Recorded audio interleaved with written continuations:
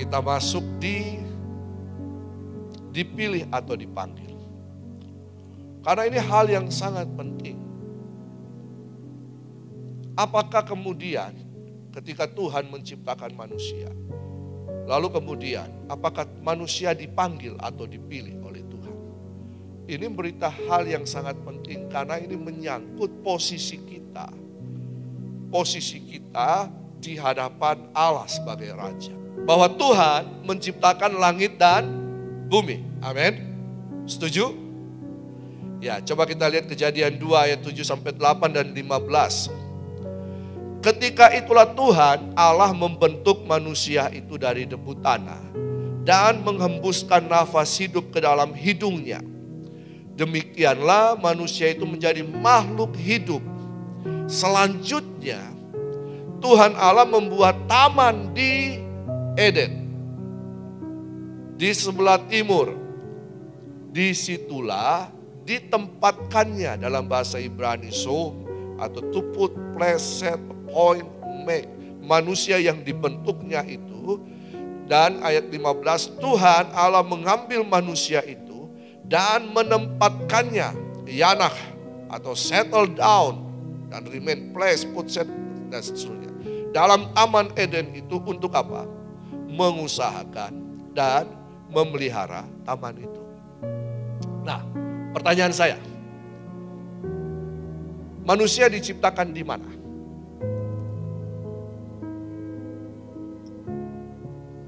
Manusia diciptakan di mana? Di bumi.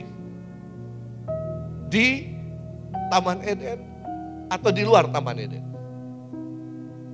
Di luar atau di dalam? Ayo. Ya. Di luar. Yang selama ini kita pahami dengar turun-temurun di dalam. Karena kita tidak membaca kan? Padahal kan sudah jelas-jelas di situ. Allah mengambil manusia itu dan menempatkannya. Oke, jadi kita clear satu hal ini ya.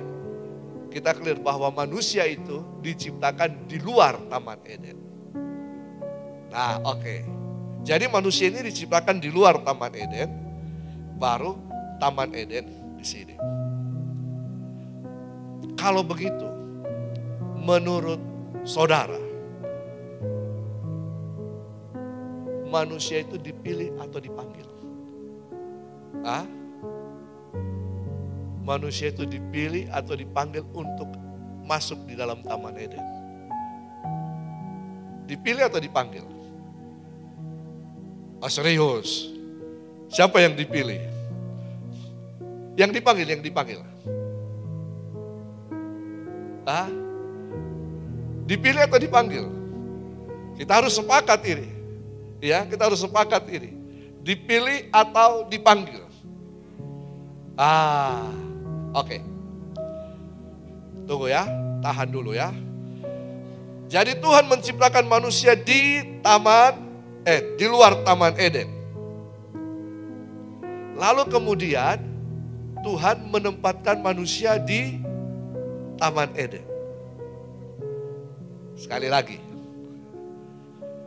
Tuhan menciptakan manusia di Taman Eden, lalu diangkat, ditempatkan di dalam Taman Eden.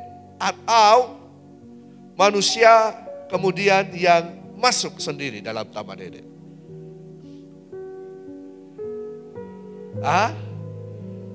Dipilih, dipanggil. Tunggu, yang Tuhan ciptakan pada waktu itu ada binatang? Ada pohon-pohon tumbuhan? Ada. Bahkan binatang dan manusia bahan baku penciptaannya sama. Ya? Udah percaya? Percayalah. Kejadian pasal 2 menjelaskan demikian. Bahwa binatang itu diciptakan juga dari tanah. Baru kemudian manusia diciptakan dari tanah juga, dari debu tanah. Sama enggak bahannya? Sama enggak? Jadi kalau manusia tidak ada dalam kerajaan Allah, manusia sama dengan, stop, bukan saya yang bilang. Jadi begini Bapak Ibu, manusia kan diciptakan di luar Taman Eden. Lalu yang ditempatkan di dalam Taman Eden, manusia, bukan binatang, bukan tumbuhan. Iya kan? Tapi memang ada tumbuhan, ada binatang juga di Taman Eden, ada. Tetapi kenapa Alkitab tidak berkata binatang diciptakan baru ditempatkan, tetapi manusia? Berarti manusia bukan dipanggil. Kalau dipanggil kita bisa berespon ya atau tidak. Betul kan? Manusia itu dipilih dari sejak semula, kata firman Tuhan. Dari sejak semula manusia sudah dipilih untuk kemudian ditempatkan di Taman Eden.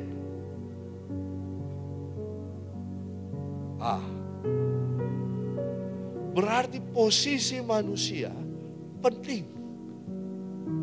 Betul kan? Betul kan? Tadi saya cerita sama Pak Yopi. Saya tanya, kenapa dia bisa ada di Kalimantan? Bahwa saya ini dulu di Jakarta, itu saya yang dipilih untuk masuk di perusahaan itu. Nah, karena dia dipilih, berarti statusnya bukan sebagai orang yang melamar kan. Dia yang ditunjuk, ayo masuk. Di bawah masuk. Beda status dengan orang yang melamar. Dipilih bisa berarti bahwa Tuhan memilih kita sebagai rekan sekerjanya. Iya kan? Dipilih juga bisa berarti bahwa Tuhan telah memutuskan bahwa yang menjadi pelaksana kehendaknya adalah manusia. Taman Eden ini dibuat untuk apa? Dikelola. Betul kan? Jadi siapa yang dipilih? Manusia dipilih untuk mengelola Taman Eden ini. Makanya di situ ada mengusahakan dan memelihara taman itu. Nah, jadi setelah penciptaan manusia ya, ini bertujuan. Jadi manusia itu diciptakan dengan tujuan sebagai perwakilan. Makanya kita rock pakai representatif. Ya kan? Dari mana itu? Dari sini asalnya. Kita rock, to be rock.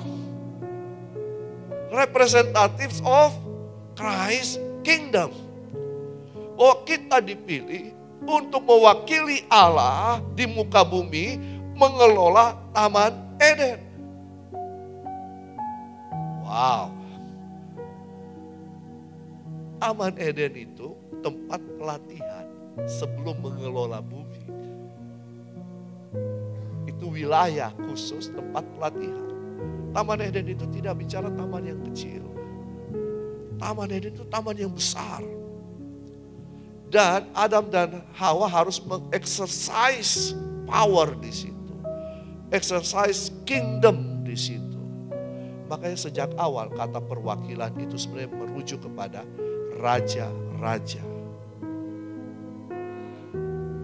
Jadi Adam ini adalah raja di bumi. Yang ditempatkan Tuhan di bumi. Bukan di sorga. Karena di sorga rajanya Allah. Iya kan? Manusia kan diciptakan di bumi. Tinggal di bumi. Bekerja berusaha di bumi. Hidup di bumi. Mati di sorga. Di bumi. Iya kan? Karena memang manusia dipercayakan untuk bumi. Bukan untuk sorga. Jadi jangan berpikir untuk masuk sorga. Ya, mau kudeta Allah di sorga kah? Tidak. Manusia diciptakan untuk di bumi. Tetapi kemudian ini penyerongan ini penyerongan pengajaran ini. Itu dari sejak konsili yang keberapa itu? Tahun 300-400. Mulai dari situ, mulai setelah bapak-bapak gereja, pengajaran-pengajaran murni itu, ortodoksi itu, diserongkan. Dan wow, Alkitab sudah bilang kerajaan Allah ini akan diserongkan. Nah, karena kita berharap supaya kita enak-enak, mati enak-enak masuk surga. Jadi kalau begitu percaya Yesus, kita doakan supaya langsung masuk surga saja. Mau? Mau nggak? Tidak. Saya percaya Bapak Ibu tidak mau mati muda kan? Oke, lanjut. Jadi dipilih atau dipanggil? Apakah Tuhan memilih atau memanggil manusia untuk ditempatkan di Taman Eden? Atau apakah Tuhan memilih untuk memanggil manusia untuk mengusahakan dan mengelola taman itu? Nah, jadi jelasnya bahwa Tuhan sendiri yang memilih manusia dan menempatkannya di Taman Eden untuk apa? Mengusahakan dan mengelola taman itu. Baiklah kita menjadikan manusia menurut gambar dan rupa kita supaya Kejadian 1 ayat 26 berkata apa? Supaya mereka berkuasa. Iya kan? Berkuasa. Atas apa? Atas ikan-ikan di laut, burung-burung di udara, atas ternak, atas seluruh bumi, dan atas segala binatang melata yang merayap di, ada kata situ atas seluruh bumi, ada. Jadi manusia ditetapkan untuk berkuasa atas seluruh bumi. Dan segala ciptaan Tuhan yang ada di bumi kan. Tetapi tidak disebutkan manusia harus berkuasa atas manusia kan. Tidak kan? Tapi kemudian manusia mau menguasai manusia. Oke. Nah, jadi Tuhan memilih manusia untuk mengusahakan dan mengelola taman itu. Nah, di situ ada kata usaha. Usaha ini itu berasal dari kata abad, aboda, avoda, ibadah. Berkembang ke sana.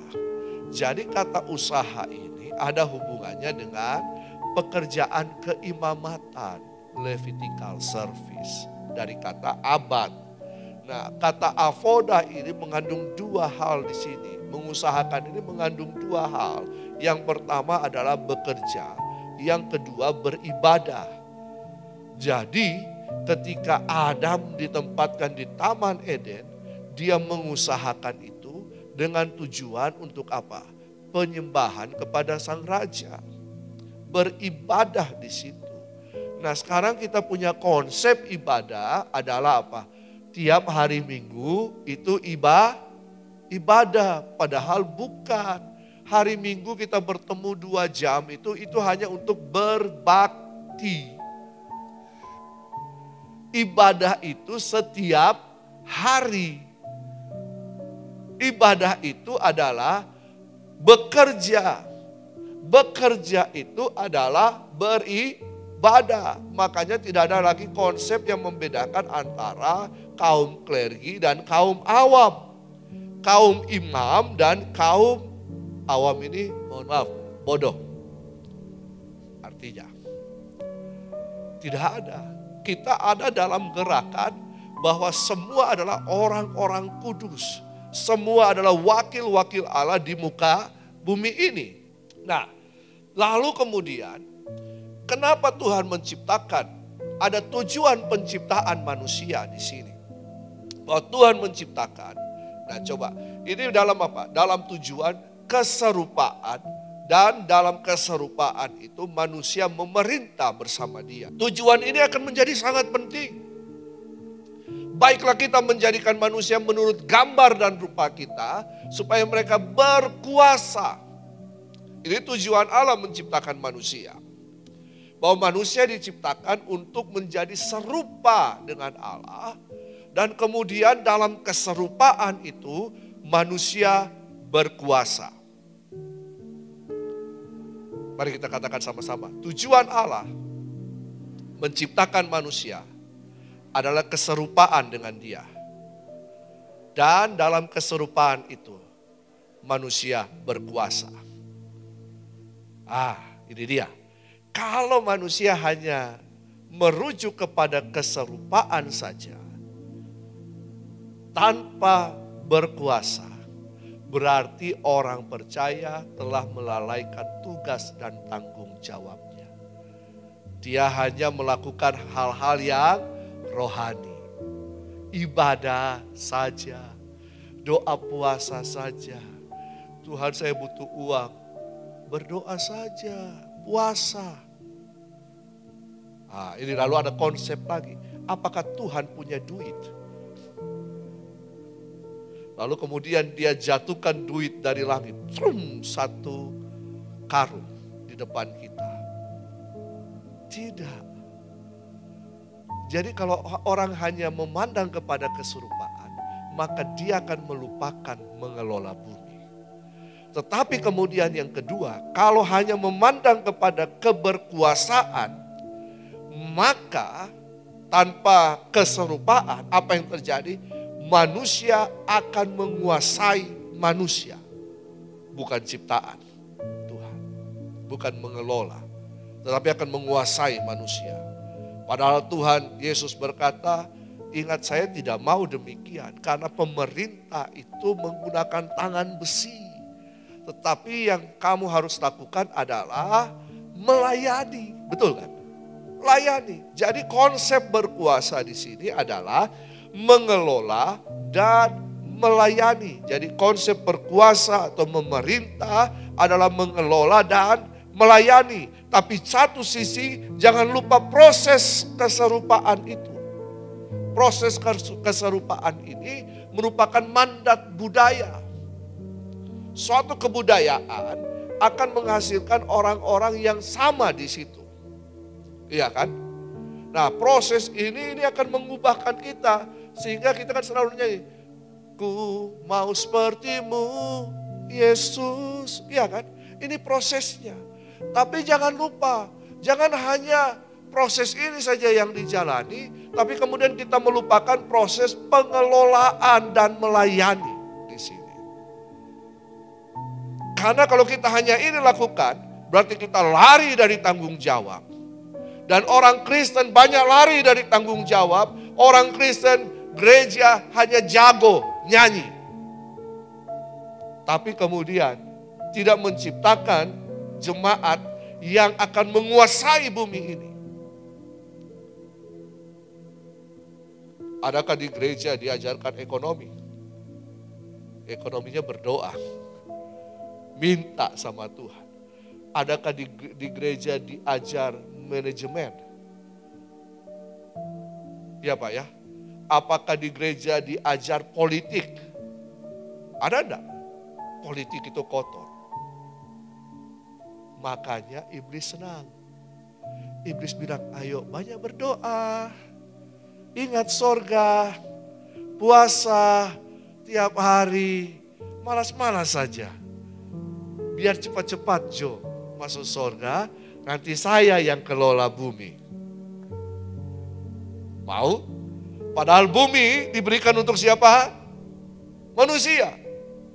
Manusia punya tanggung jawab di bumi. Bukan di sorga. Aha. Betul? Makanya kan kita tahun ini belajar karunia kan. Untuk apa itu? Supaya kita mampu mengelola. Mampu untuk mengelola apa yang Tuhan berikan kepada kita. Nah, lanjut. Jadi,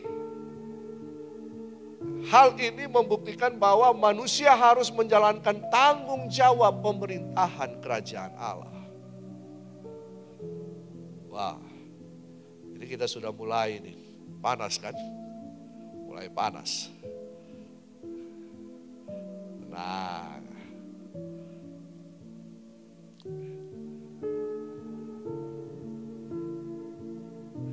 coba kita lihat, kita kembali ke slide dulu sebelumnya.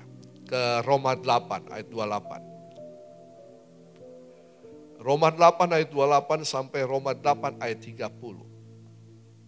Kita akan memperkuat teologi kita di sini. Apakah kita dipilih atau dipanggil? Ya. Nah, Roma 8 ayat 28. Itu kata kita tahu sekarang bahwa Allah turut bekerja dalam segala sesuatu untuk mendatangkan kebaikan bagi mereka yang mengasihi Dia, yaitu mereka yang terpanggil sesuai dengan. Nah, ini ada kata terpanggil di sini, tapi tunggu dulu, sabar. Ya, lalu lanjut ayat 29. Kita baca sama-sama. 1, 2, 3.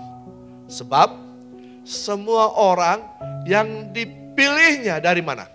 Semula itu kapan? Semula itu kapan? Awal kan? Mereka juga ditentukannya dari semula. Dari mana? Awal. Dipilih, ditentukan. Untuk apa? Menjadi serupa dengan gambaran anaknya. Keserupaan. Supaya ia, anaknya itu menjadi yang sulung di antara banyak saudara. Lanjut. Nah, mereka yang ditentukan ini kan dipilih kan? Dipilih, ditentukan kan mirip-mirip, beda-beda tipis kan? Sama kan? Nah, dipilih atau ditentukannya dari semula. Lanjut.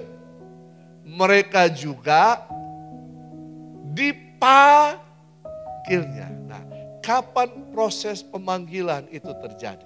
Tunggu dulu. Dan mereka yang dipanggilnya, mereka itu juga dibenarkannya. Dan mereka yang dibenarkannya, mereka juga dimuliakannya. Jadi, tunggu dulu, tahan di sini. Ayat ini berbicara begini, bahwa Alkitab kita itu mempunyai 4 tema besar.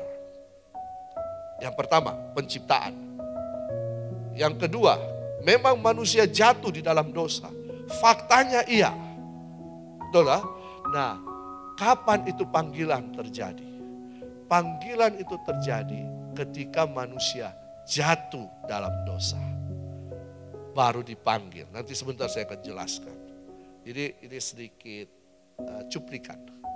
Ya, dan mereka yang dipanggilnya, mereka dibenarkan. Penebusan. Konsep ketiga. Dan mereka yang dibenarkannya, mereka juga diberita kita jangan hanya sampai di penebusan. Benar, itu penting. Tetapi kemudian lebih penting lagi dimuliakan.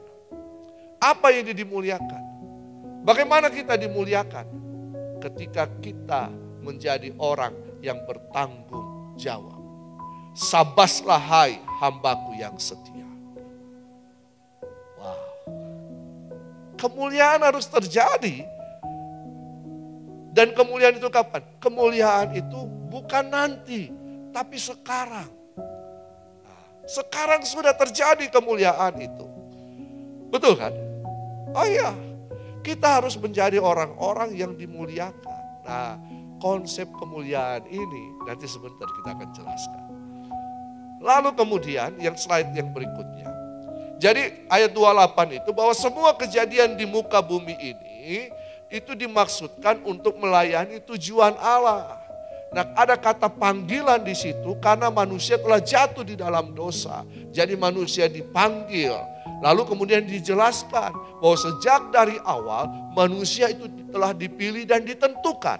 Bahwa manusia dipilih untuk melayani kehendak Tuhan. Manusia dipilih untuk melakukan tujuan-tujuan Allah dalam kehidupannya. Manusia dipilih dalam keserupaan supaya manusia bisa menjadi serupa dengan Kristus nantinya. Manusia tidak dipilih oleh Tuhan untuk dibinasakan. Amin. Kalau ada pengajaran yang berkata ada Tuhan pilih manusia untuk dibinasakan, tidak sesuai Alkitab. Bahwa Yesus datang untuk mencari yang terhilang supaya mereka tidak binasa. Oh, kalau satu orang saja yang berdosa di muka bumi ini, apakah Yesus mau datang? Pasti. Karena dia memberikan perumpamaan 100 domba, satu tersesat. Maka gembala akan meninggalkan yang 99 hanya untuk mencari yang satu itu. Jadi tidak ada konsep dalam kerajaan Allah bahwa ada konsep manusia dipilih untuk dibinasakan. Amin. Manusia dipilih untuk menjadi rekan sekerja Allah. Manusia dipilih menjadi pelaksana kehendaknya di muka bumi ini. Manusia dipilih untuk menjadi raja-raja dan imam-imam dalam kerajaannya. Wow, saya dan saudara adalah raja-raja. Percaya? Percaya? Kita punya kuasa dan otoritas. Makanya iblis tidak suka. Ya, iblis tidak suka. Dia goda manusia untuk mengambil hak manusia. Jadi ketika manusia jatuh dalam dosa, Kejadian 3 baru panggilan itu datang. Nah, coba kita perhatikan di sini. Nah, kejatuhan manusia dalam dosa bukan berarti manusia kehilangan sorga. Sekali lagi, karena manusia tidak di sorga, manusia di Taman Eden. Taman Eden di mana? Di bumi. Jadi ketika manusia jatuh dalam dosa, manusia tidak pernah kehilangan sorga. Sebab sorga bukan milik manusia. Dan manusia tidak pernah memilikinya. Jadi bagaimana bisa kehilangan? Iya kan? Saudara akan merasa kehilangan kalau saudara memilikinya. Betul kan? Terus suatu saat Pak Jo kasih tahu saya kehilangan mobil. Apanya? Gambarnya. Apakah dia memiliki itu? Tidak. Dia memiliki mobil? Tidak, hanya gambarnya. Ya. Nah, pertobatan, nah ini dia. Pertobatan adalah respon terhadap panggilan Allah untuk berbalik kembali kepada dari kejatuhan kepada tujuan Allah yang semula. Nah, apa itu dosa? Apa itu dosa? Melenceng dari tujuan, sasaran. Ya, melenceng, hamartia, melenceng dari sasaran, dari tujuan. Jadi misalnya ini tujuan saya, ini posisi saya awal dan di sana merupakan penggenapan tujuan saya. Saya harusnya jalan begini ke sana kan? Iya kan? Lurus-lurus saja supaya sampai kepada tujuan. Selamat itu berarti sampai tujuan. Selamat itu sampai pada tujuan. Nah, tetapi kemudian ketika saya jalan, Kejadian pasal 3, ular menggoda Hawa. Lalu kemudian jatuh. Hawa tergoda dan membuat mereka jatuh dalam dosa. Apa yang terjadi? Mereka tidak lagi sampai kepada sasaran, tetapi melenceng dari sasaran. Di titik inilah ketika mereka jatuh, di titik inilah kemudian terjadi pertukaran otoritas, kuasa di situ. Di mana iblis mengambil alih dengan kuasa yang telah diberikan kepada manusia untuk mengelola bumi, itu sekarang ada di tangannya, direbut paksa. Jadi ingat ketika misalnya dua kerajaan kemudian berperang, lalu kemudian satu kerajaan kalah, kerajaan ini menang, maka kerajaan ini akan mengambil kuasa daripada sang raja dan melucutinya, betul kan?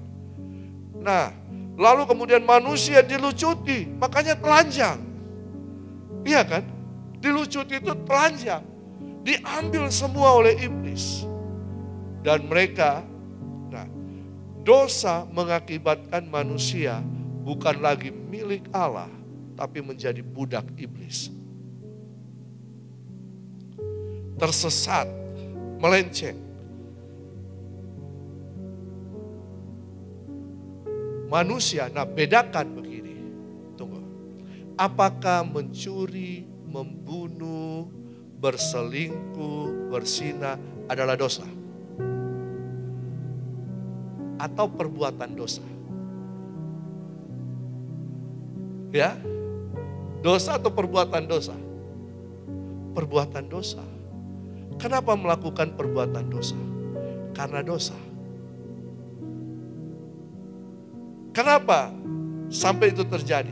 Karena manusia berada dalam kendali iblis. Menjadi budak iblis. Iblis pembuat kejahatan. Makanya manusia melakukan kejahatan walaupun dia tidak mau. Paulus berkata, aku mau begini, tapi yang lain yang aku lakukan. Manusia menjadi budak iblis. Oh iya. Lalu kemudian Yesus datang. Dia memanggil. Nah, balik, bertobat, balik. Salah jalanmu, pulang, kembali. Ketika manusia mendengar panggilan itu dan berespon, itu pertobatan. Itu pertobatan.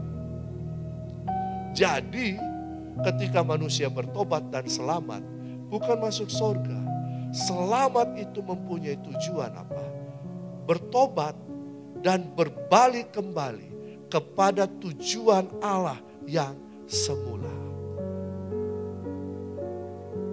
Tujuan Allah menciptakan manusia apa tadi? Serupa dan berkuasa. Keserupaan dan dalam keserupaan itu manusia berkuasa. Jadi bertobat dan selamat itu kembali kepada posisi awal. Jadi keselamatan itu berbicara dikembalikan kepada tujuan awal. Kalau saudara tersesat, saudara harus kembali kepada tujuan awal kan? Betul kan? Kembali kepada tujuan awal supaya kemudian kita bisa melaksanakan tujuan itu dan menggenapi tujuannya. Itu keselamatan. Jadi keselamatan bukan bertujuan masuk surga. Keselamatan adalah awal dari melaksanakan tujuan-tujuan Allah. Orang yang berpikir selamat adalah tujuan, orang yang melalaikan tanggung jawabnya di muka bumi. Orang yang berpikir demikian adalah orang yang tidak menghargai karya Allah, pemerintahan Allah, kedaulatan Allah. Nah, jadi keselamatan adalah kembali kepada tujuan awal. Tuhan menciptakan manusia. Lalu kemudian ada kata penebusan di situ. Penebusan adalah penerimaan kembali manusia melalui karya Yesus di kayu salib. Ya, untuk apa? Supaya kita masuk kembali kepada tujuan Allah yang semula. Kita bertobat, lalu kemudian darah Kristus membasuh kita, lahir baru. Ini proses lahir baru di sini. Lahir baru itu berbicara apa? Kita, DNA kita dikembalikan kepada DNA Kristus. Makanya Christ in you, the hope of glory.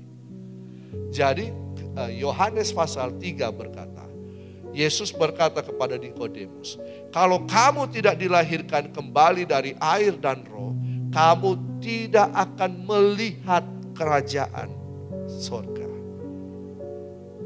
Ya, nah itu. Aku berkata kepadamu, sesungguhnya jika seorang tidak dilahirkan dari air dan roh, ia tidak dapat masuk ke dalam kerajaan Allah. Lalu lanjut, tidak dapat melihat kerajaan Allah. Jadi bagaimana kita masuk dalam kerajaan Allah? DNA kita. DNA kita sudah tercemar kan? Dosa. Diperbaharui menjadi DNA Kristus. Jadi kelahiran baru itu berbicara DNA. Ya, DNA. Nah, keselamatan tidak berbicara manusia masuk surga, tetapi manusia dikembalikan kepada tujuan Allah yang semula.